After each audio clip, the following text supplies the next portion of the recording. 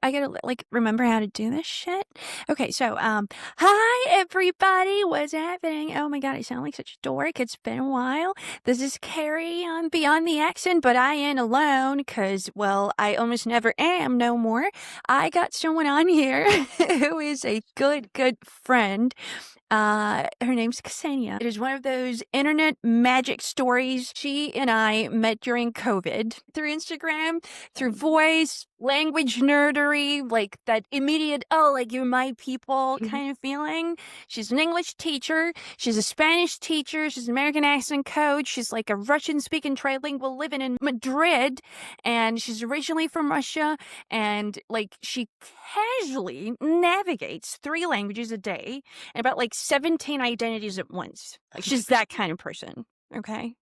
I think I'm a little bit more normal than that.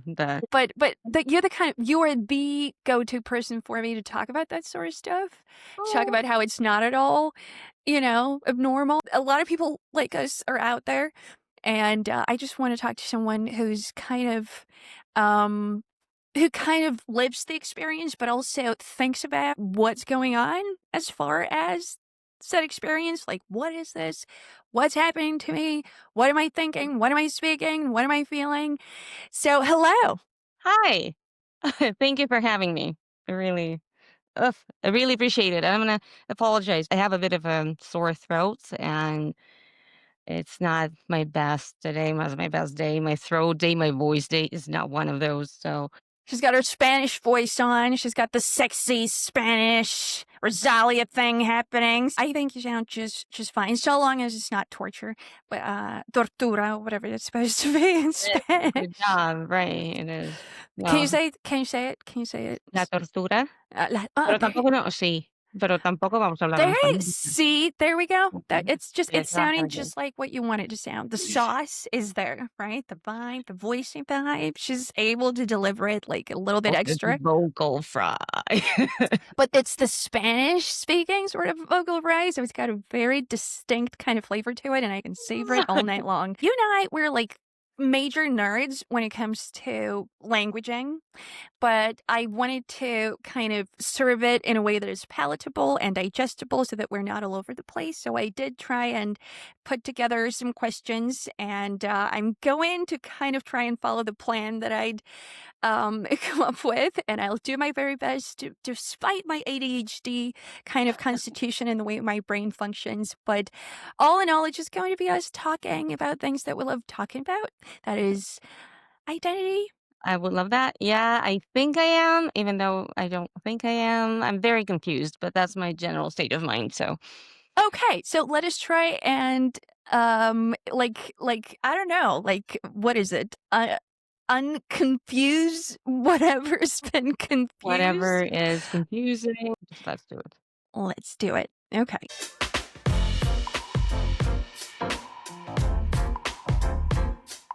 First of all, I did introduce you and say that you were a teacher and an accent coach, and there's a lot of things that you're doing for work because, well, you're living it. There's things you got to do. There's projects that you got online. You've got more than one Instagram account at the moment, so there's so much you're doing. But whenever you meet someone at a party and you've got like an American coming up to you, and their small talk questions are, "Where are you from?" and "What do you do?" So when those 2 questions are being asked, like, what are your go-to answers, and what are the answers that you actually, what are the answers that you'd rather produce to said questions? Oh, well, when it comes to what I do, I think it's an easier question to answer. I just say I'm a linguist. That's how I identify myself. I'm a linguist.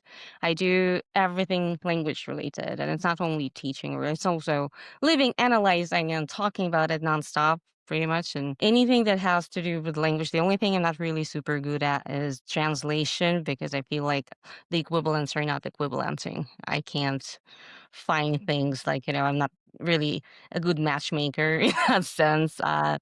Because when I speak a language or when I think a language, I'm just 100% there. It's like a different personality there. I can't really breach those things. But so yeah, I say I'm a linguist and I say that proudly, loud and Mhm. proud. That's so cool. I used to try that, but it doesn't work in the United States. They always think that you work Uh, for the CIA or you work like with computers and stuff, or you decode shit, you decipher something. Like it's just it doesn't work here. Like because immersion is like linguist, and focus like, oh, okay, yeah, I get it. Like like you did the in yes. Beard, if that's also like a subcategory, which is a bit different. But like, does it work then in the European space? Like, is that something that I would actually say reads? mostly it does, but I also do usually say what I mean when I say I'm a linguist. So you go on to like decode what it is that it stands for. A one word answer, but with me, it's never a one word anything. So then it Go comes on, with go on. Okay, well then the whole justify your answer. yeah, I always have to unpack everything. I feel like I can't really label things, and I need to go into the specificity of what I'm saying. And yeah, I just say like I teach language, I study language, I analyze language, I work uh, in different projects that are language related, and I mostly it's like English, Spanish, Russian sometimes. It used to be Turkish, which is now almost completely passive aggressive. Not really. It's somewhere there in the background of my mind. So yeah, usually people understand because I don't really like the word teacher when it's just a teacher. I feel like it doesn't really describe how I feel about language. And I have to say that's gonna be in Russian because I don't really that's a very specific Russian context, but I definitely don't consider myself a repetitor.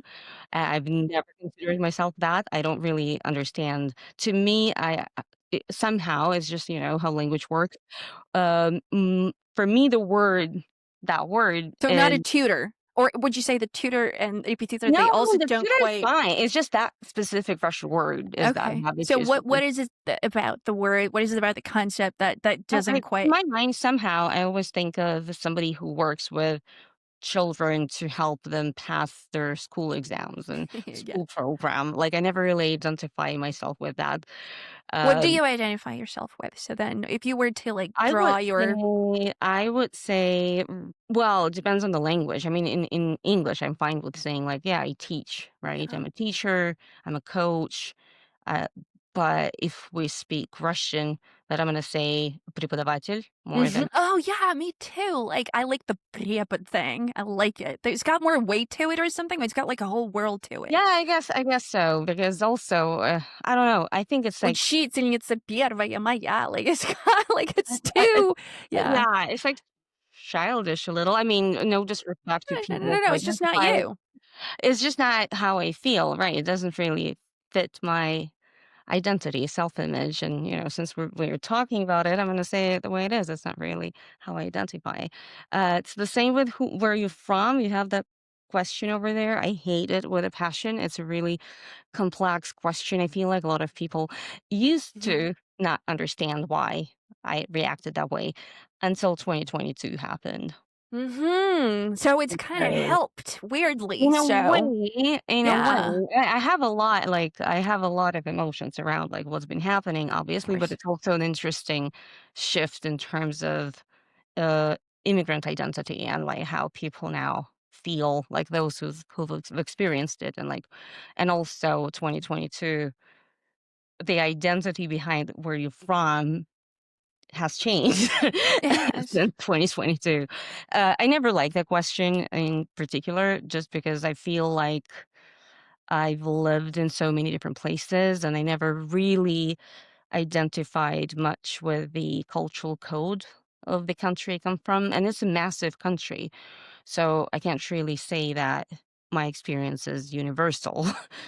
but I remember, as long as I can remember myself, I never wanted to live there.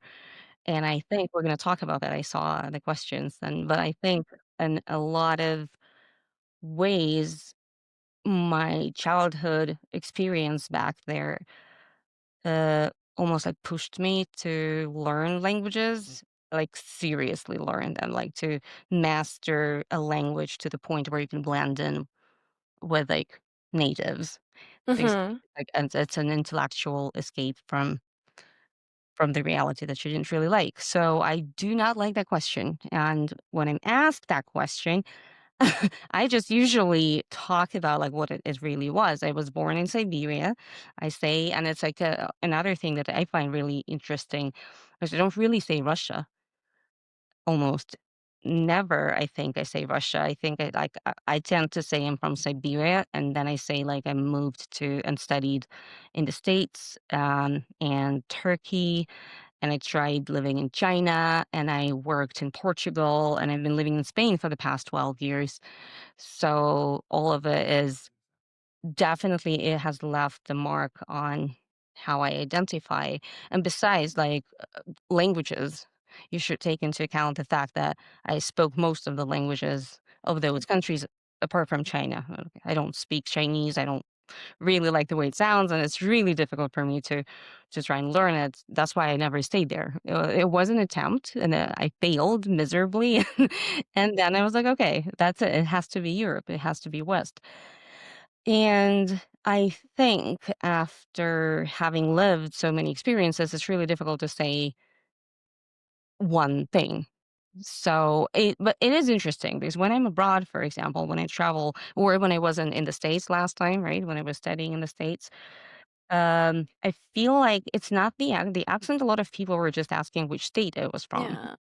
But when we were talking, like the way my students, I mean, not students, the students I was working with, not my students. Okay, hold on, let me rephrase it.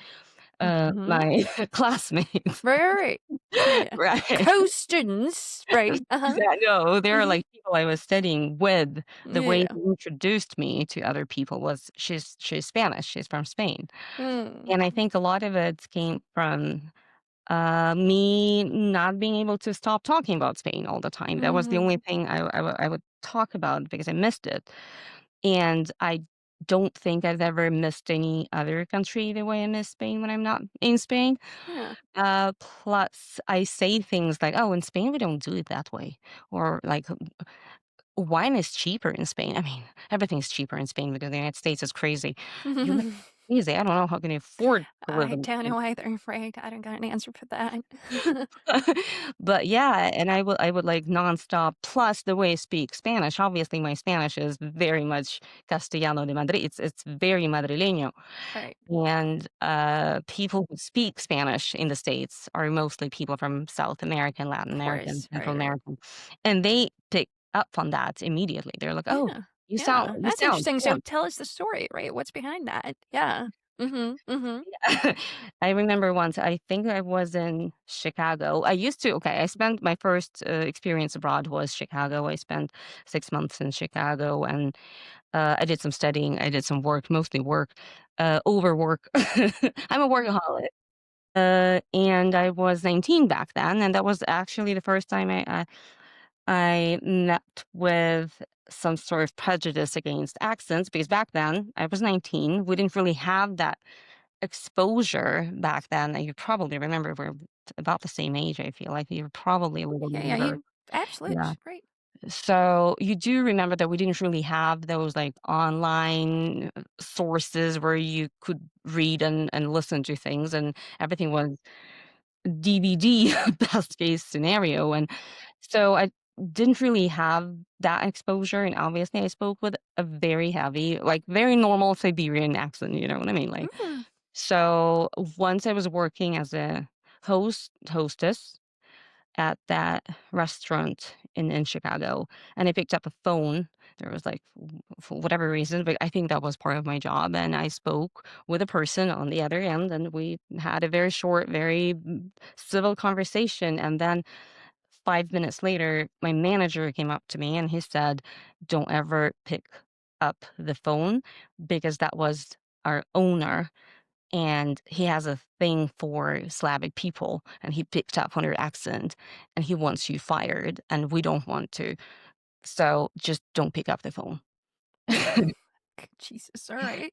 So So that was what the is it first like time. like Slavic mafia had gotten to I him, right? Like what the heck is this? Story behind this was I don't really know what happened to him, what sort of trauma he had. Maybe he had like an ex-girlfriend.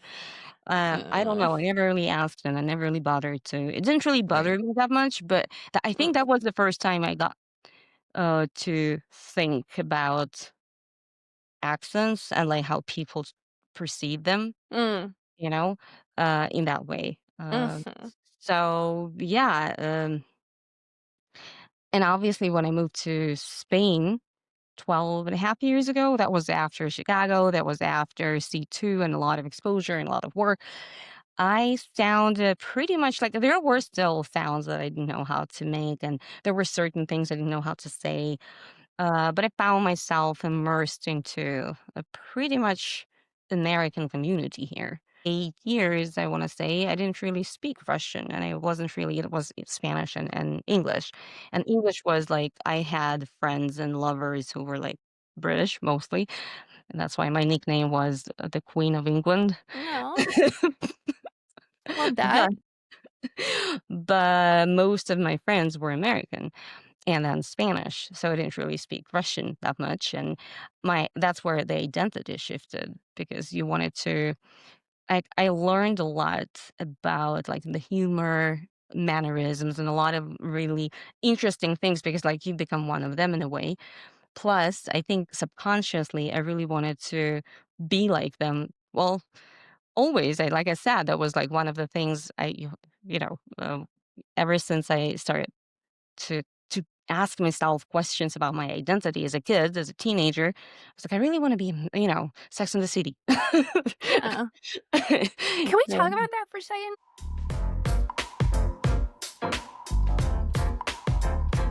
Like, because it really is that one of those iconic, I want to say, well, it's a staple, right? It's for a lot of girls like ourselves, right? So it's sort of lured a lot of ourselves, like it was a magnet of sorts. It was like, okay, you guys, like and for me, it wasn't the lifestyle so much. I wasn't thinking about New York at the time. I wasn't even dreaming of like thinking in that direction, like wearing those shoes, walking those streets. I'm still not wearing those shoes. I mean, I got them in my closet. I'm paying for them. I'm dreaming the dream, but I am in the city, all right? But the thing, it was for me, it was the voices, it was the conversations, it was the pitch, it was the obsession that I had with the voices. It was the languaging of it all. And I would listen in, I was listen so closely, and I was so not into the dubbing, even though the voice of Keri's was really truly so I had so much affection for it and was so it had been beautifully picked out by whoever was responsible for that. But I was listening for their original voices, and I was trying to listen for English because I had no exposure to the original at the time, like you said. I did get my hands on the DVDs years later when I was in the States for the very first time, and that was like I was having a blast with it. But Yeah. I was like, and the where, like right after the reclama, it's like, okay, what's she actually saying? I mean, it was good. It was What is well that? What is translated, that? well dubbed, all of it. It was like, I wanted to know what is she actually saying and how do I sound the same? I was obsessed with it. It was just like, and at the time, it was not about belonging. It was not yet. It would. It was about to become about that. But it was something that was just pure musicality of it. I don't know. I just want to like, what the heck was that? Because I know it was the same for you with X Files and Sex in the City and Friends to an extent. So what do you think that was? This sort of attraction towards the notes in their voices, towards how they spoke, just that. I think, well, everybody's different, obviously. In my case, that was curiosity for something different.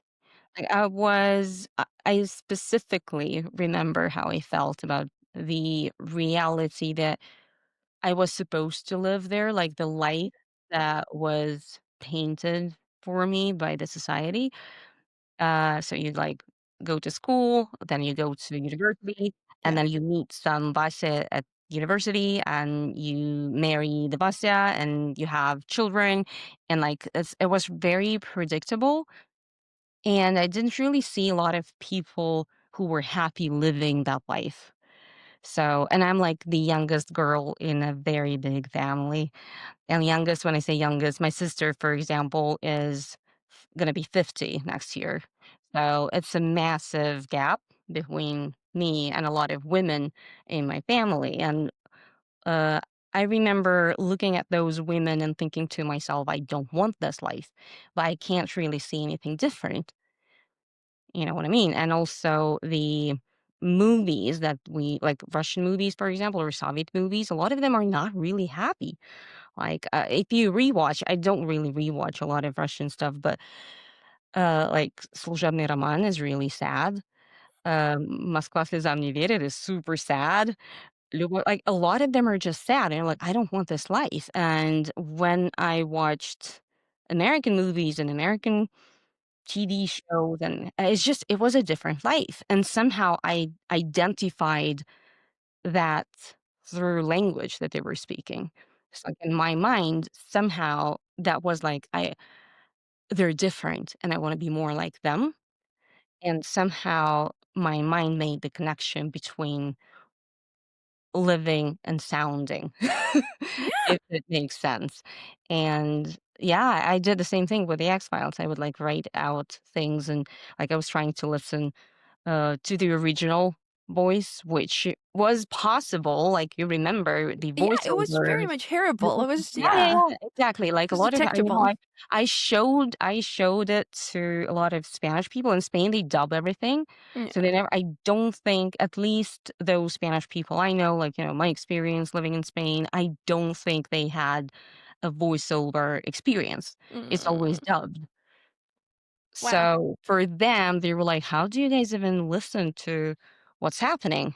Uh-huh. How can you focus on the Russian when you can also hear English?" I was like, "I don't." Well, I was like, "We Easy did." peasy lemon squeezy. It was so well done. It was just like we were a bit, that's we're like extra neurodivergent, perhaps for that reason. It's just like I don't something know, but I happened to us all. clearly remember writing down phrases and trying to.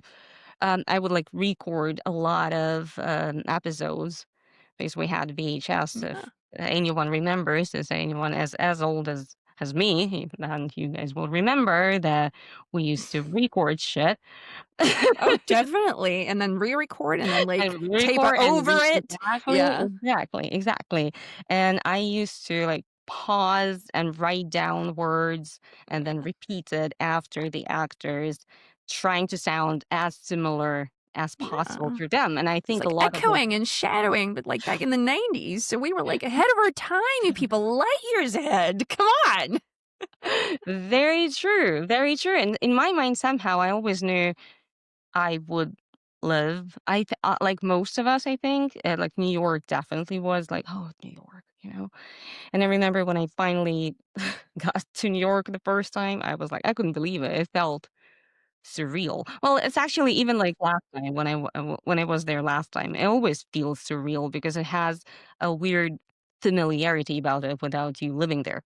Like you recognize streets that you have seen so many times in so many movies that even though it's your first time in the city, you like expect friends to pop out of somewhere. Even though they were in LA the whole time, it's still like it's so funny. And it's just like and also, I tell you what, I'm here, and I've been here a number of years and it still feels surreal. Like in another sense. It's just like it Yeah, feels like it's like how it's how am I here? It's kind of like how am I here? How am I part of this thing? It's still it's kind of it's weird. It's how are all of these people here? That's what I asked myself. exactly. No, Yeah. exactly. I have every single time I find myself there. That's how I think like it never really happens to me with like Madrid, for example, because it never was the dream. Like Spain came into the picture way later and very unexpectedly, I have to say. But the States, I think, like through those movies and through those TV shows and all those role models that we have or we had growing up, I don't know. Well, I So guess. who else were your favorites? What else? Like some Oh my movies god, and some. yeah, well, I'm a huge fan of Back to the Future. Oh yes, I don't Marty, Marty McFly. I've seen it. We actually just rewatched it, my boyfriend and I. We rewatched it Yeah. last weekend. I'm freaking he was shocked because I quote it. I know Oh language. yeah, same. It's like with Friends, Sex and the City, right? It's just like, and it used to like, it doesn't annoy myself or my husband. It's just like we're just having fun with it, you know. Yeah, exactly. So we did that. What else I really loved growing up? I had Anastasia when it came out. That Oh, I liked. really? That's Yeah. cute. And, oh, yeah, that Lindsay Lohan Yeah, movie, Mean Trap Girls. Trap, Oh, parent Parent something. Trap, Yeah, yeah, I think, yeah, or yeah. something like that, Something trap. and It Takes Two with the Oh my god, that one. Oh, whoa, whoa, so there whoa, was I love it. that, I and, like, love it. I just kind of loved the vibe of everything different. I was like, they're just like a different life, a different Yeah, of continent, course. different rules, and you get to be whoever, and I think I Mm. bought into the American dream as well, like most of us in the '90s Yeah, and who didn't? The 2000s. Americans bought into it. Why wouldn't we?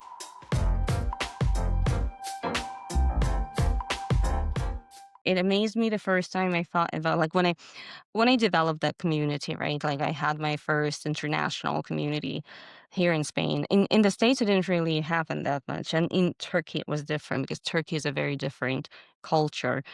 But here in Spain, at first it shocked me how similar a lot of our childhoods were. And we grew up on different continents, but we quoted the same movies. We all knew the same songs, like, because I think the impact that the United States had was universal, and a lot of people connected through those experiences. Like my American friends and I would like sing Britney Spears and Backstreet Boys and things like that, Mhm. even though I was growing up in freaking Siberia. You know what I mean? Right. And the same with like Spanish people. But then there is another thing that it made me think of.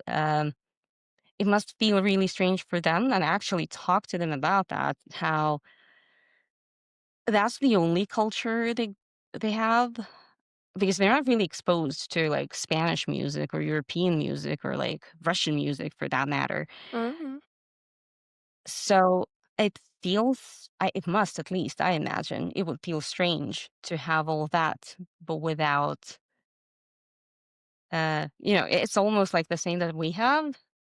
Certain well, obviously, it's deeper for them, and it's, more nuanced.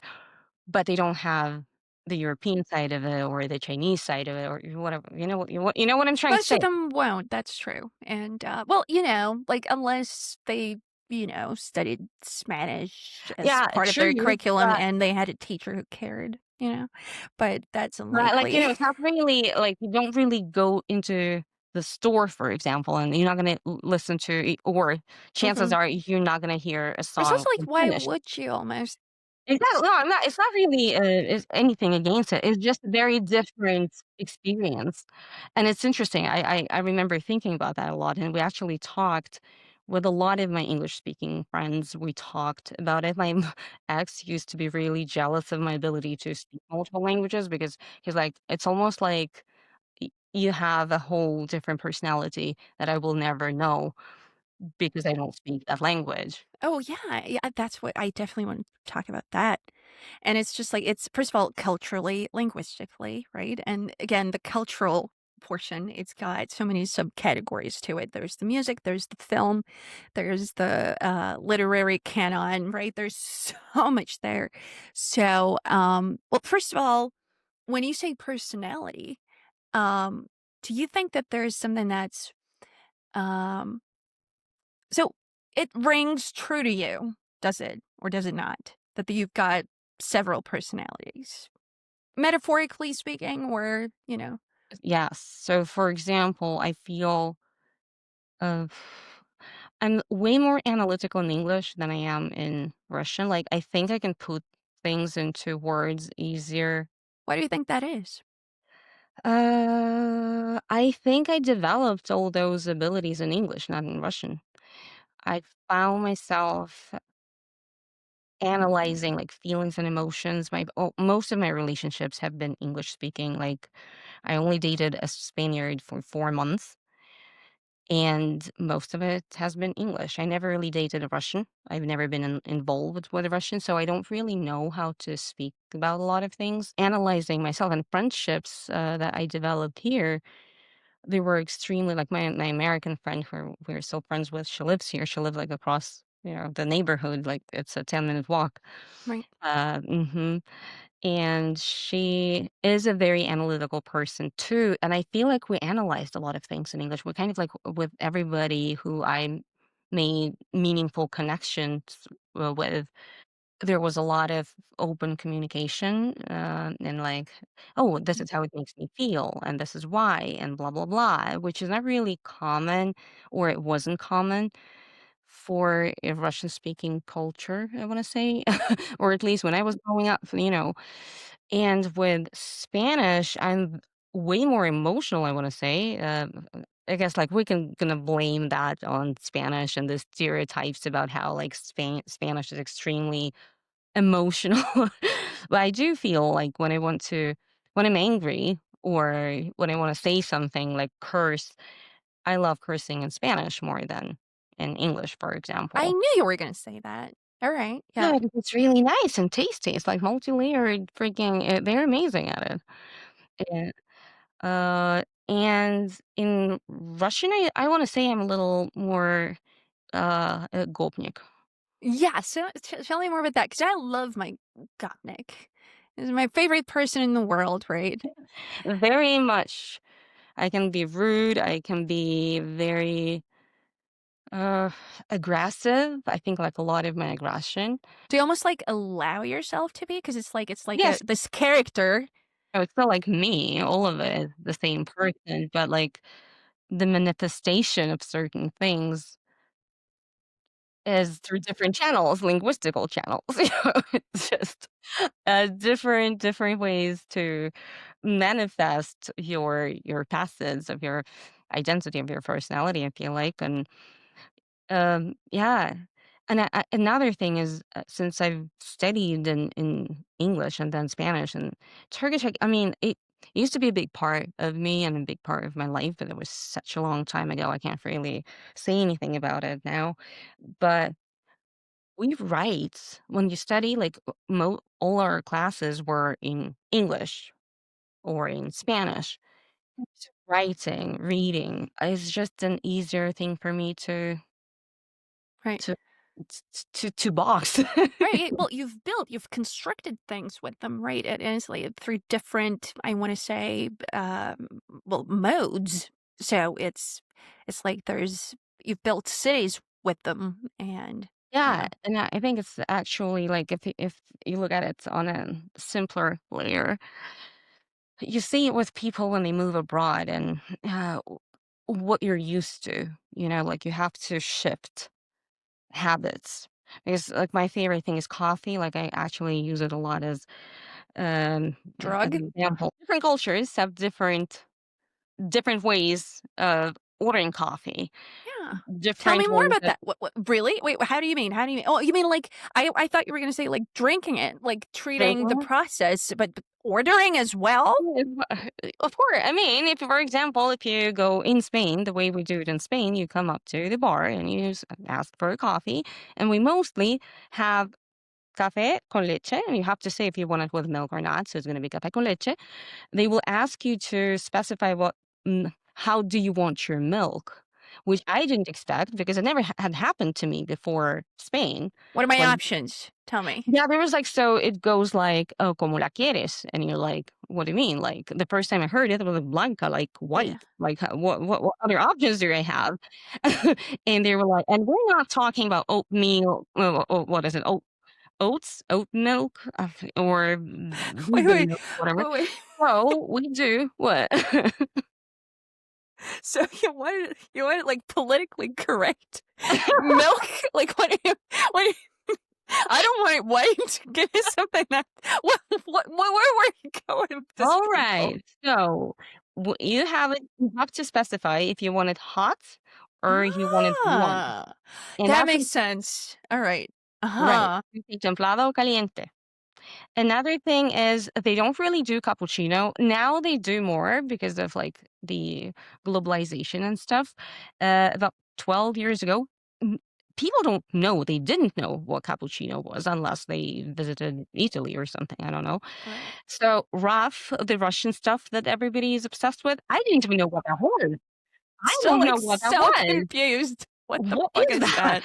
You know what I mean? So you have cortado, you have uh, Cortado, I know cortado. Right. And it's they do that in South cortado, America you as have well. Right. Yeah. manchado. Okay, the fuck is that? Hang on. Manchado is when you have coffee with a little splash of milk, or the other way around, you have milk with a little splash of coffee. So Okay. it's like it's more about the ratio Uh-huh. of those Right. And the order it substances. goes in, sort of, right? And Yeah, okay. we don't really drink coffees in like those Yeah, I gigantic forget it. Right. drinking Mm-hmm. mugs, right? So you get used to it.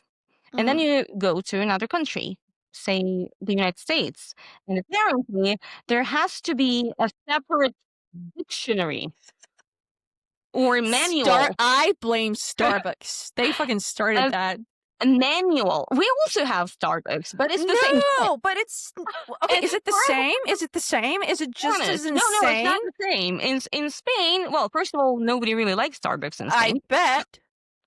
But when you go there, you're gonna have the same cafe con leche latte. We learned that, but if you say latte, you're gonna get your cafe con leche. It's gonna be the same fucking shit. Oh You shit! know I'm what I so glad they have the app now. Like the fact that I don't have to freaking say mean? all of it out loud and like think about the order of the fucking adjectives. Like it's such a freaking. It's just like it's made my life like tenfold You better. see? So what I started realizing that the certain things that the way we're used to them, we get used to them, that we name them, and then when you find yourself in a different environment, you have to relearn how to do that. But certain things we're not aware of, like certain concepts that we form through language and culture, they're going to stay with us subconsciously. Coffee is something very simple. It's like an everyday thing that you're going. Obviously, the first couple of times you're going to fuck it up in a new country, 100%. Even in freaking London, which is not really that different from Spain. In what respect? It's not America yet, thankfully.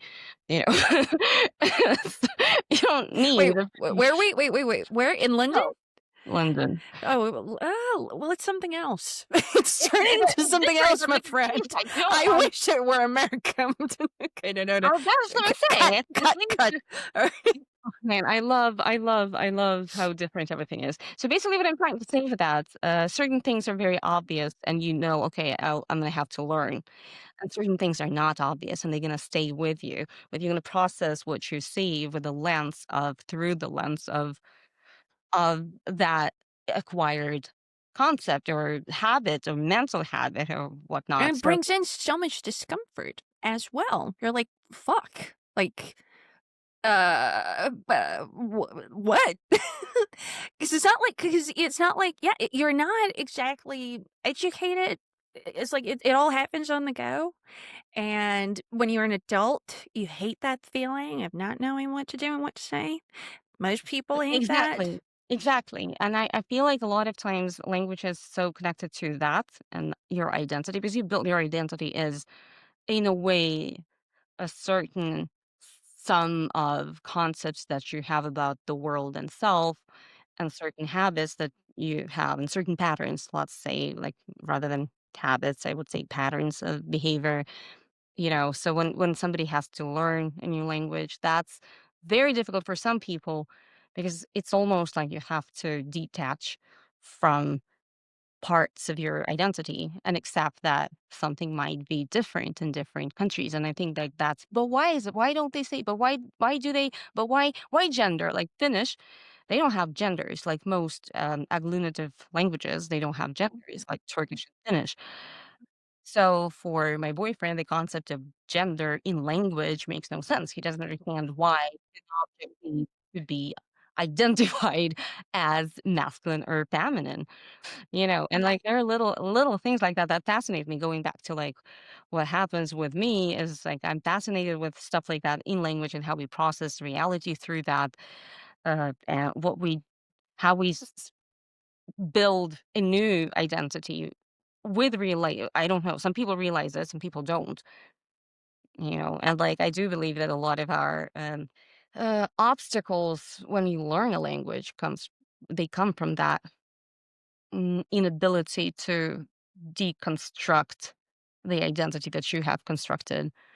Because for Absolutely. a lot of reasons for that, it's like for some people it's home, it's comfortable, it's who I am. I met a lot of really wonderful people, talented in Spanish, but in English they couldn't feel like they deserved that voice. Like they Hmm. couldn't feel like they expressed themselves as eloquently, and that was really frustrating for them because that wasn't their identity. Tell me more about that. That they don't deserve. What do It's you? almost like they don't deserve to speak because they think they don't know how to. So they have a certain image of who they are. In like, for example, Spanish. I had this beautiful professor who taught business here in Madrid, and um, obviously he read a lot in Spanish. He had like his Spanish was beautiful, and that was a big part of his identity. Like he was proud of his Spanish, and in English he didn't feel that connection with the language. So he didn't feel like he could use it as an instrument, as a tool, the same way he did Spanish. And he couldn't connect with it. But a lot of it was because he just couldn't leave that side of his identity aside and like keep it a little bit aside and develop a new one. Hmm. So it's an interesting thing that happens, and I see that a lot when people feel like in Russian, I'm so confident and I can talk to anyone and I can convince people. But when it comes to like Spanish, English, or whatever language somebody is learning, uh, I don't have the tools, so I feel like it's not me anymore, and I can't. Well, that is so, so, so profound because you did mention that the professor you were just lauding for how wonderfully he's able to produce stuff in Spanish. It's true. He's proud of his ability, which is completely justifiable. But then the word pride, the concept of pride, it's interesting how it's got this other side to it. It is that very pride that's in the way of That's what I'm him. saying. Yeah, of It's him. it's just an interesting thing. I Yeah. feel like when people ask me like how can you learn so many languages? And I mean, I'm in Europe. So many, like every single person here speaks at least two. That's like That's like the norm. That's the yeah, yeah, that's that's the the baseline. basic. Like Right. Yeah. that's Yeah. everybody speaks something. There are a lot of multilingual people. There are a lot of bilingual people by birth. Not by birth. We know that language is not something that but because they are like Catalonians raised in Spain, Yeah, or they're born into the context, right? It's like a gift. exactly. Yeah. Exactly. So I wouldn't really call myself in any sort of polyglot. I am definitely somebody who is extremely passionate Okay, with you are a language. polyglot. Yeah, Full stop. but not I call you that. I got the right to. I You I cannot feel stop me. Cannot stop me. I Uh-oh. feel Okay, okay, I'm sorry. I feel.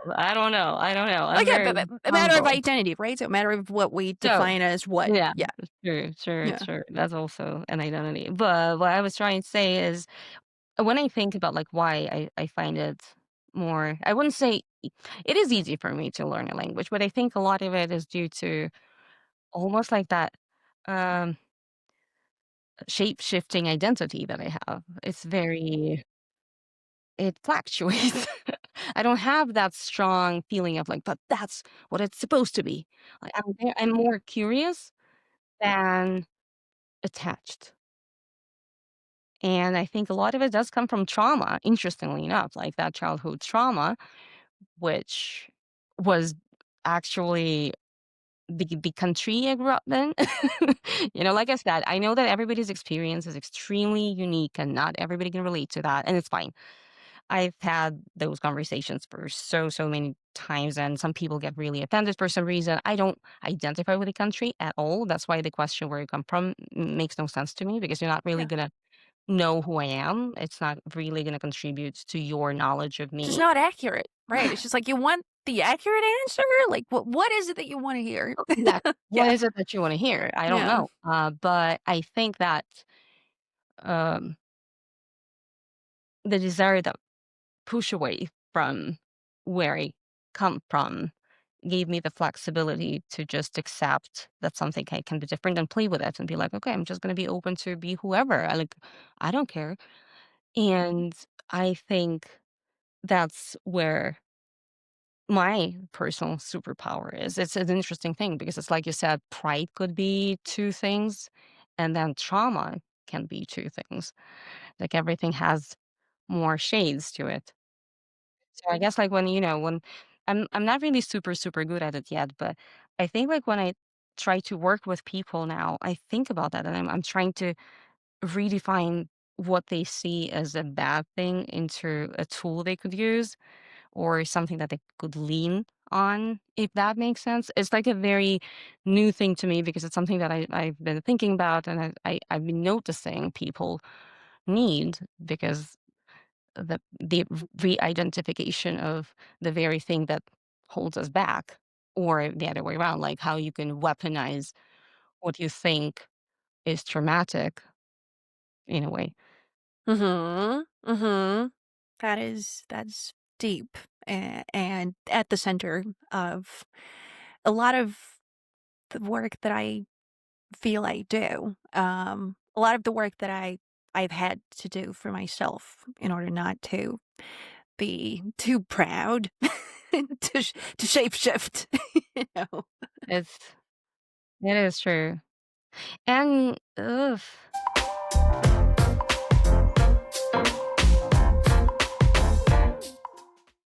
yeah. And also I feel there is a lot of liberation lately. I think I came back from the States that was right before 2022, and I was super proud, speaking of pride, so I felt like I had that super high level of English that was very difficult to attain for a lot of people, and I felt really proud of it, Mhm, and I couldn't let go. And then I had, like all most of us, I went through a period of identity crisis after 2022 because I can identify with the country or not, but it's still gonna affect me. And all of it eventually now I can't say like I'm such a freaking amazing speaker, writer, learner, whatever. um, but it gave me freedom to experiment with other things and with it as well. And it also gave me freedom to help people because even like where you are now, recognizing where you are without making, without idealizing it, mhm. also demonizing it. It's like that balance in a way, where I find myself at right now. And I feel like that's where I want to get people. I read one of your questions about like how I balance shit with like how to let's make you clearer and let's not erase who you are. And I think that's philosophically is where I stand right now. It's like, So tell me more. So as, an accent coach for starters, so as someone is my counterpart, my colleague, my partner in crime. So yeah, you help a lot of people with their American sounding voices, their own idiolects, their own American voices. But they're their voices. They're not Sarah Jessica Parker's. They're not Bruce Willis's, iterations. It's them. So how do you present that? How do you, because, someone comes in and they say, I hate my accent, or help me, quote unquote, get rid of my accent. Or how do I not sound Russian anymore? I guess that kind of makes sense. Okay, well, it won't be Russian anymore. It'll be something else. But Obviously. how do you present that? What's the conversation you have with them? Do you have it, or does it just sort of happen on its own? How do you go about it? Ooh, I think it's gonna depend a lot on what I unpack a lot as like, Sure. Yeah. what do you mean? Does this mean to you? It's a lot of like coaching when you need to get to the bottom of what is it that they actually see and what they don't see and what that means for them and why. There are certain things that I don't really know how to work with as of now because they're in borders psychology more than anything else. Yeah. But I definitely try to unpack where they stand and what it means to them, what they want. Like, how do you know you don't sound Russian anymore? Like, how is it? Mhm. What does it sound to you then?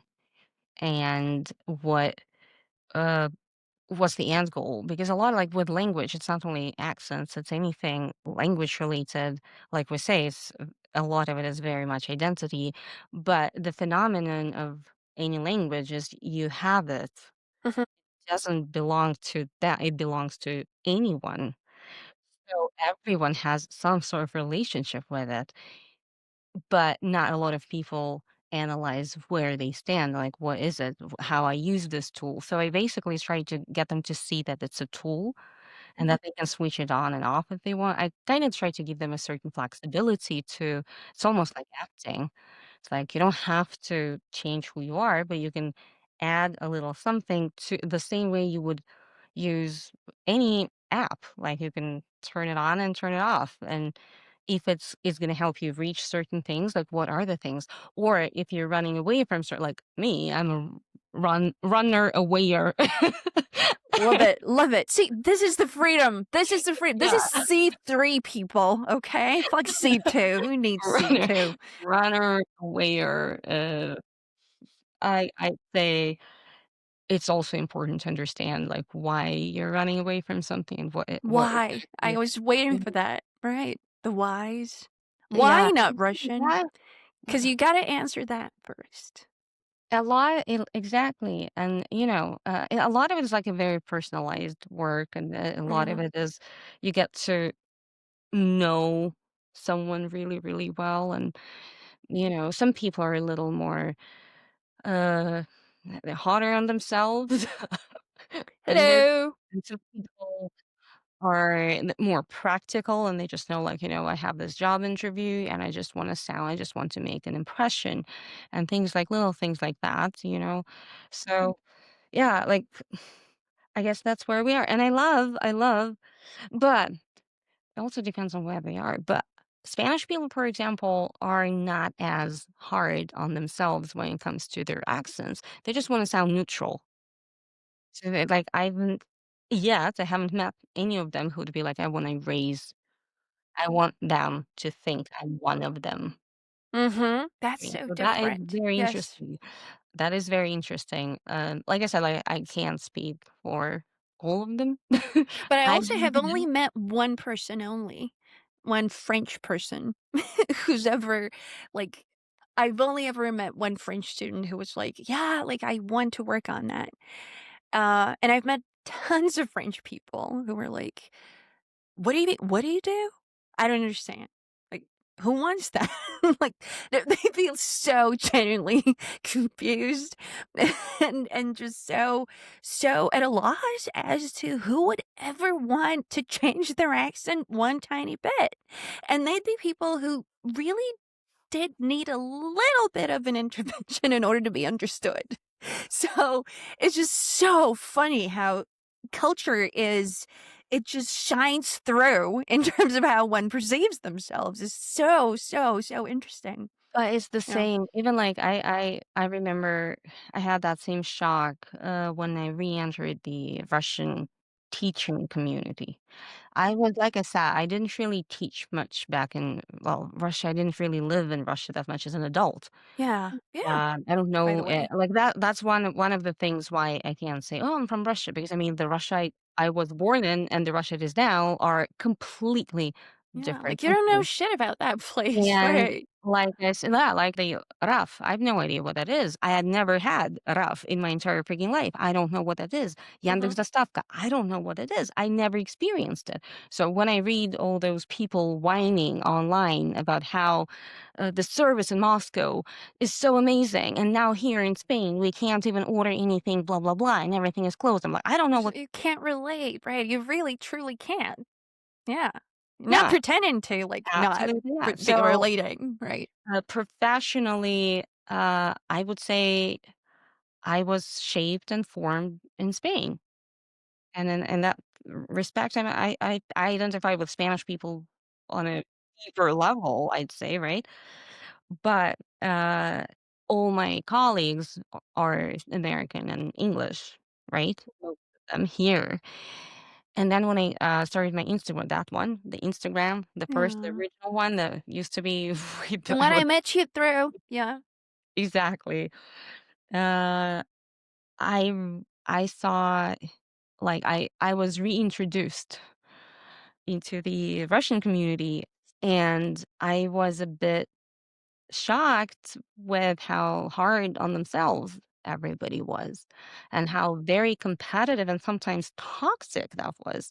Like all the competitions with like what sort of certificates people have and what like levels and like and if they use Miro or they don't use Miro. I didn't even know what Miro was because all of my American friends who have been a lot of them have been teaching here for 15 years. They have no idea what Miro is, you know what I mean? Like, a very different it's a very different vibe and a very different image of themselves and like, and the trade and, Mhm.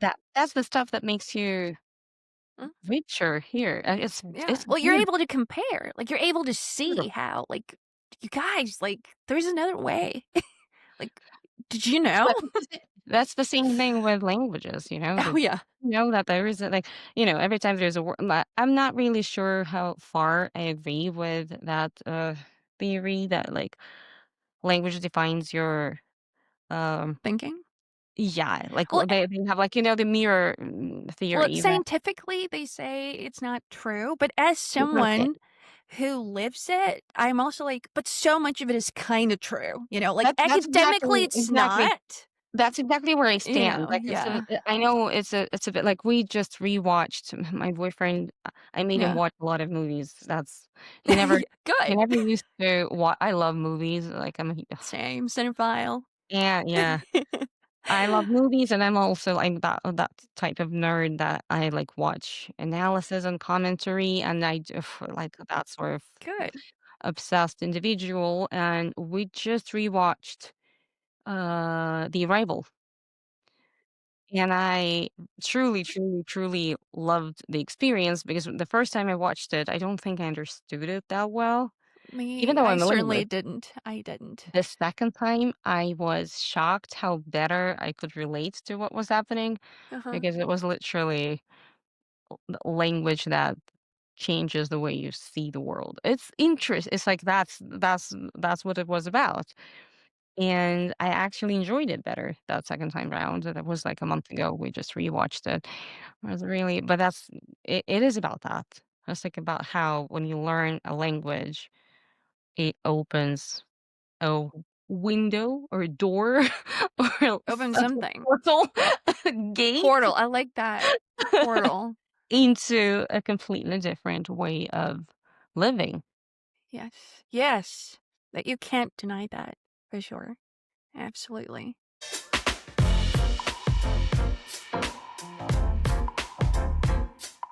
Well, you've mentioned your boyfriend, so could you, reiterate, like, so where did you come from again? Like, and what's his name? I Just forget. finished. Finnish? What's his name? Juha. Oh, so Juha. cool. I love it. Love it. I love it. Okay. He's great. He's great. And you met in Spain, right? So We I met in Madrid, yeah. I presume he speaks Spanish. He does Very not. little. Okay, he's an expat. Very Okay. little. So then He okay, just well, moved. He moved to Madrid and we met 2 weeks later. that's so okay, you guys are, like, meant to be. What the Oh, okay, alright, okay, so you talk English, right? Yeah, we speak, yeah, predominantly. Well, it's an interesting household. We do 4 languages. Tell me. Mixed well, 4.5. It's Okay, tell me more. What's happening? predominantly English, Mhm. predominantly. Sometimes I use words that he doesn't know, and it's really cute because I'm kind of teaching him voluptuous. It's our word of the year. Okay, voluptuous, I love Voluptuous, it. exactly, Okay. voluptuous. That's And I learned it from where did you learn it from? Do you I remember? don't remember. I I don't learned from remember. Gatsby, the great That's Gatsby. That's where cool. I learned it from. I remember it so distinctly. Like that's I don't know why. That's Okay. our word, that's our Okay. word, but Okay. yeah, there are some Finnish words that we use, for example, our cats are named in Finnish. Yeah, Kashka yeah, you did mention that. So tell me. So what are their names again? This one is Sisu. Okay. Hi. Oh, you are so cute. That's not that's a Maine Coon, Yes. right? You are you are a freaking giant. Oh She's my only 10 months god. old. She's a kitten. She's not even 1 year old. Yeah. Well, she's going to be a giant. She's going to be I joining. cannot wait for her to become one. She is, yeah, her name is Sisu, and that's a Finnish. And what does it stand for? Does it for anything? Well, I mean, it's really difficult to translate. It's one of those words that are difficult to translate, but that's a resilience, Oh, wow. strength, and their ability to go on. Okay. Love it. All right. I'll take that on. Love it. Love it. She's So my her favorite so far. What about the other one? the other one, well, the other Redhead. one has, well, tip my little baby is not here. I don't. It's all right. So, So his original name is Catalin. We never called him that. My friend and I bought that cat together 3 years ago. He's going to be 3 soon. So we bought him 3 years ago, and we decided to name him Shut Up, which is, oh, there he is. Yeah, he senses that I'm talking about him. He's, oh, kapluch is one of the words that my boyfriend uses. Kaspluch? Kapluch. How's It's that a, a word? it's a plop. He like ragdoll. So that's a breed, what you just said? It's a breed. Are you kid? Ragdoll. That's a thing? Yeah, All right. it's That's actually too freaking American. cool to be real. Okay. It's a beautiful cat. So that's their breed thing. They flop. They call it social flop. That's very ragdoll. Like he walks Nice. and then he just does, and we call it That's Bashkapluch. so awesome. Well, that makes sense now. Okay. And that's the word. Because he's like, "Ploof." All right, got Yeah, it. exactly. And well, we originally, like I said, we call him Shut Up, but nobody calls him Shut Up Yeah, at what's all. up with that? Shut Up means wine in Turkish. What the fuck? Be- Okay. So whenever I say shut up to someone and they get offended, right? I'm like, you can no, no, say, no, no, no, hang yes. on. So I did 2 months of this and that program in Istanbul, okay? Shut And Up they is taught wine. me this is how you invite someone to like this and that bar, and you guys have 2 glasses of wine. That's all it is. All right. Okay. Cool. Cool. Cool. Okay. Okay. But then when him and I moved in, he became Tuhmakissa, which is a naughty cat in Finnish. So he has a lot of names. I And can now tell. he goes by Tuhmakissa. But the funny thing is my boyfriend now knows all the Russian words he knows are kashkapluch, which is not a real word. No, Uh no, no. It is. No, that is in my dictionary. It is a word. Okay. Zsobakata, and another one that you will have to bleep, I think, because I Oh, said really? Just that one? Okay. What's no, coming? Oh, it's wait. Is there like? Is it? Dutch. pizdy. Okay, yeah, that one would Because when I get definitely. angry, I'm like, "I'm gonna go give them pizda." So now my boyfriend also says like, "Oh, I think cats need some pizda." That's so freaking adorable. Okay, well, you say it in a Finnish accent. I don't think that that has to be like blipped out in any way, right? I love that. So, but tell me, this is gorgeous because this so there's a lot of joking around, right? So what happens to the dynamic, right? So it's a playful dynamic, right? Yeah, it's a lot of fun. It is. So you guys, you don't treat it like you treat the the multilingual like kasha thing Yeah, happening, it's like just with fun. humor, right? Yeah, same with like Spanish. We do use some Spanish words here and there. Well, first of all, when you live, you know how it goes. When you live in a country, there are a lot of things that you're gonna use, like you just call it in the language of the Yeah, country. you call them what they are, right? Why would you translate, right? It feels weird calling them in Exactly. another language. It's just like, what is Exactly, this, right? exactly. But like he says, "Que pasa?" when he sees the cats. He's like, "Oh, que pasa, siso?" Things like that. Then, yeah, Portuguese, some, que va? That's Kiva, you say que that to va, me. que va. That means like we're close, right? Is that what it means? Que va is well, it's just something that I really love in Spanish. I use it a lot. A ver, we said a ver. Like, you open the fridge and you want to know what you're gonna eat, and it's like, a ver. Okay. Yeah, it's a little bit like when we say "tak" in Russian. Oh my goodness, my ex asked me once. He's like, he used to work in that bar, and his colleague was from the Soviet Union. Which country I don't know. He just called her from the Soviet Union, so I'm not sure. That's a So his big country. What can I say? Right, exactly. So he was like, you know what? What do you guys mean when you say "tak"? well, my friend, that I don't know really where. depends. I don't even know where to begin. well, I'm imagining her doing something like duck. Yeah, exactly, exactly. And then that's when I realized that we say it a lot. And it's like, it all depends on the intonation, on the context. It all depends on your mood. It's like a universal word that everyone says How without would you say realizing. it in English? Right. So like, I don't even okay, know. okay. Like, okay. Why is it so, I feel Well, like that there's would so many also ways go, to go, but how would you yeah, correctly? well, I feel like it's one of those words that I'd say it's difficult French to is something like oh, it's, yeah, it's sounds. I still to this day well, I've lived in Spain for so long now.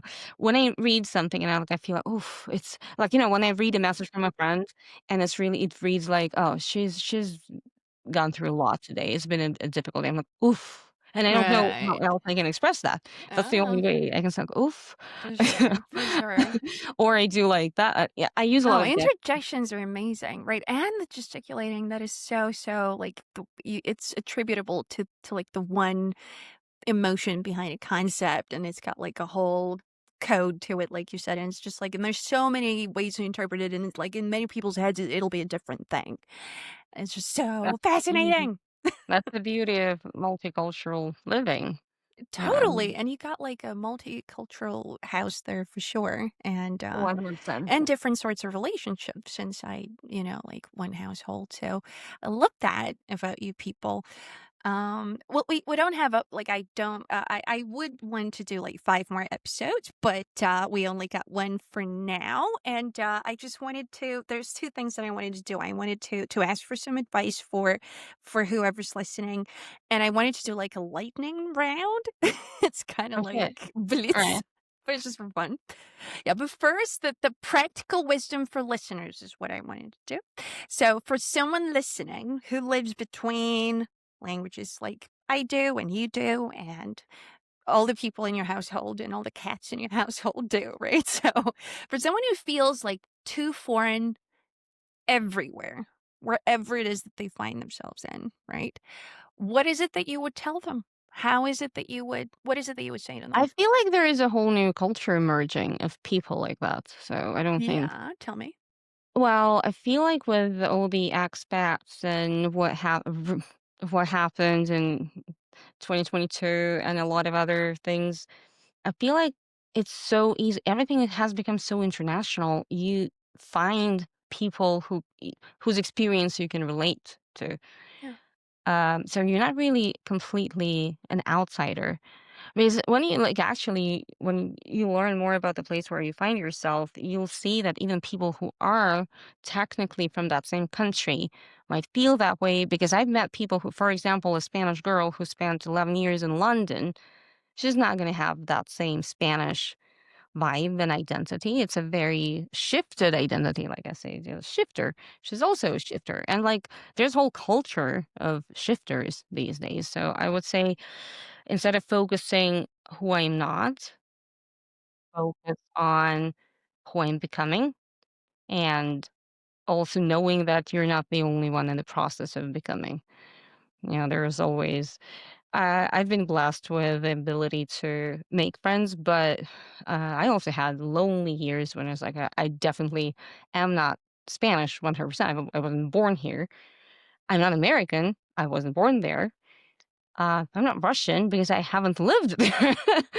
So I get the feeling, but I also see the beauty of the free, like we talked about freedom and liberation, the freedom to define who you are. And now I feel like we're finally living, at least big cities, in a world where it's acceptable. Like we have through tools, be it like language, how you talk about yourself, how you talk about your experiences, you shape it and present it to yourself and others and bond with people who might be going through a very similar period in life. I You know, love that. Oh my god. All right. Okay, that was really good. yeah. But one more. This one's probably more, like somewhat more poetic, if you will. What's Sure. your definition, if you were to come up with one on the spot, of a quote unquote beautiful accent after everything that you've lived and I taught feel and like experienced? it's whenever you're comfortable with your new emerged identity to the point where you can identify with it. It's difficult to identify with an identity. You're supposed to, but like it's acceptance, it's comfort, it's playfulness, it's uh owning it because it's not really the way it sounds. It's how you carry it, like everything. I think like Mhm. there are different bodies, there are different styles, and it's not really about what is beautiful, but how you carry it and how you feel in it and living it, I think. Okay. Entirely, or like, because I mean, I would say that, you know, it's just like, um, if sound didn't matter, then you wouldn't work on it, you know? You wouldn't I work the feel pitch, you wouldn't listen for it, I you wouldn't would play with say it, you wouldn't be fascinated with it, you know? no, sound that to me it matters. Right. To someone else, it's okay if it doesn't, you know what I Well, that's mean? the thing, if it does, if it But bothers you, to the point, like, I feel comfortable with who I am, like, the right, way I sound. It took me a while to get here, and it was working with sounds and pitches and stuff, but it also was working with letting myself be, yeah. Like, that's what I'm trying to say. It's not just the sound, it's more how you feel within that sound and how you can work that sound. Oh, I'm on board with that. I suppose what I'm on board with is that it's both. Yeah, that's what I'm trying to say, yeah. Yeah, so, and ignoring it, if it bothers you, it's not gonna do any good, but it's a matter of how you treat it. So, True, yeah, true. because there's a toxic way of treating it, and there's the more profound, in-depth way of looking at it, where you ask Very yourself true. questions and where you just sort of drill it, without giving it any thought and taking a pause to look back and, ask yourself, where are you at right now? So I guess it's just about intellectualizing and doing all at the same time, as opposed to doing either and not the other at all, you know? I guess. That's the point. That's, again, it took me years to get there as well, the understanding that I'm sort of Mhm. attempting to produce, but if you just do one of the two, it's just kind of It's like it's not not him. doing it.